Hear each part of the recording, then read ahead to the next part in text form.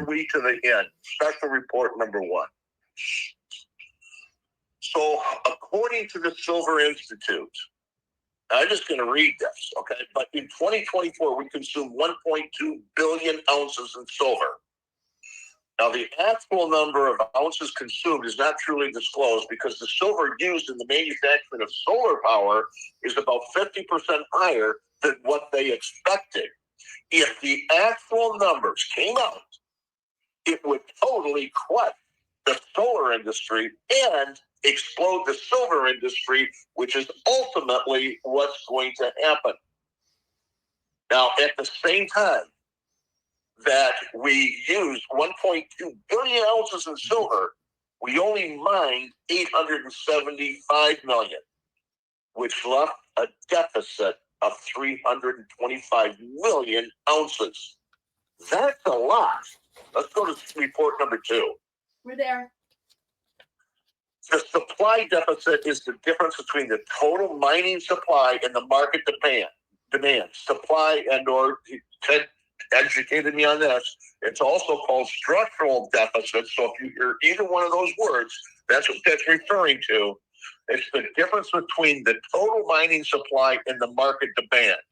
So the deficit of 325 million ounces based on the 2024 numbers is also known, have you heard this term, the silver squeeze, right? Yep. So the question is, if we're only mining 875 million ounces, but we're using 1.2 billion ounces, where is that additional 325 ounces coming from? But you're thinking, Cap One, where does that come from? Let's go to report number 3. It's coming from the back of the vault. It's hidden in plain sight, guys. We're tapping into what they call the deep storage reserves. You know, Ted, he's been buying these boxes for 12 years, these monster boxes. And then all of a sudden, he started getting them with this little tag. It's like it's what they used to put on when they sent ships across the oceans, okay? It would have a mark on it from the Queen or whatever. And it'd be like a lock tag, guaranteeing that what was inside that box was really coming from the government. So he started seeing these come in, and then he started asking questions. And I could probably let Ted tell the story, but they told him that you're seeing boxes, monster boxes right now, making that deficit coming from the back of the vault. These dimes that we're talking, these American Silver Eagle Monster boxes we're looking at here, they have never seen the light of day. They were put on pallets and they were put in the back of the vault. And these monster boxes from 1990s. They hadn't seen the light of day because they haven't been used. They haven't been needed to go that far into the vault before. That's because the silver squeeze is working. I tell you, folks, I don't know when it's going to happen, but when it does, you guys are going to get out here and hug me real hard because I will have led you to the promised land. And there's not a whole lot of time left. The next thing that's left after that is we got to make sure that the real estate where you're holding your stack is titled properly so nobody gets their hands on your property. Yes, these monster boxes we're looking at right now, they have never seen the light of day. I had a conversation with somebody, and he asked me not to tell him who he is. He said, but Ted, these warehouses where there's coming out of, he said, they're the size of 2 and 3 football fields. He said, we've never seen them this empty before. Did you know that there are 98 FDICs around the world, and they all take their marching orders from the Bank for International Settlements? The Federal Deposit Insurance Corporation is owned indirectly, or actually directly, however you want to call it. They're under the auspices of the Bank for International Settlements. So this group, this head of this association, all the people that run these FDICs around the world, okay, they all have to take their marching orders from the BIS in terms of where they're keeping their excess reserves. Folks, it's time to exit the system. The casino is burning. If you're not smelling this fire, there's not much else I can do. Let's suppose you're in a casino and you've had your money transferred into their chips in your casino, and you smell the fire burning. What are you going to do? Run out of the casino and not get your money back?